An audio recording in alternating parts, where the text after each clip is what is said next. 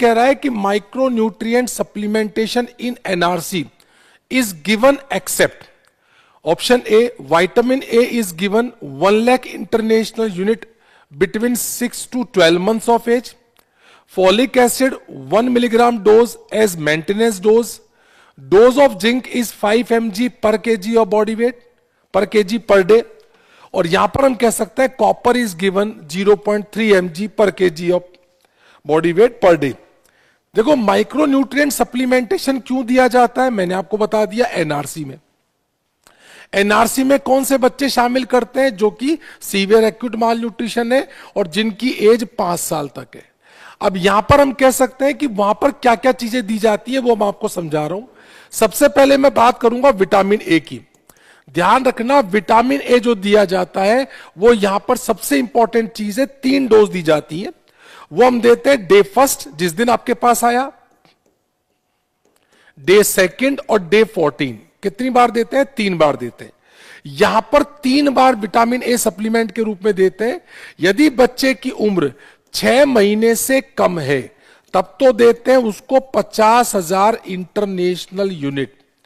यदि उस बच्चे की वजन बच्चे की उम्र 6 से 12 महीने के बीच में है तो हम उसको देते हैं 1 लाख इंटरनेशनल यूनिट।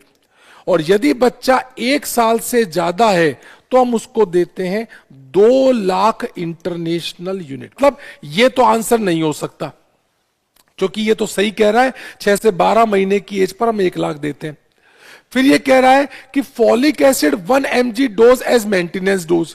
तो ध्यान रखना जब बच्चा पहली बार आपके पास एनआरसी पे आता है तो आप उसको डोज देते हैं 5 mg पर डे, ये पहले दिन देते हैं उसको। और उसके बाद आप उसकी मेंटेनेंस डोज देते हैं 1 mg पर डे। मतलब ये भी चीज सही है, ये आपका आंसर नहीं हो सकता। अब आता है डोज ऑफ जिंक। जिंक की डोज यहां पर जो याद रखनी है वो 5 mg नहीं होती बच्चों, वो होती है 2 mg पर kg of body weight per day. तो इसका मतलब ये आपका स्टेटमेंट सही है, मतलब ये आंसर आपका सही होगा, ये स्टेटमेंट गलत है, आपका आंसर सही है। कॉपर की डोज बिल्कुल सही है, 0.3 mg पर kg ऑफ बॉडी वेट देते हैं। बच्चा यदि आपके पास एनआरसी पर आ रहा है तो यहां पर आपको विटामिन ए देना है, पहली चीज। दूसरा आपको फॉलिक एसिड देना है, दूसरी चीज।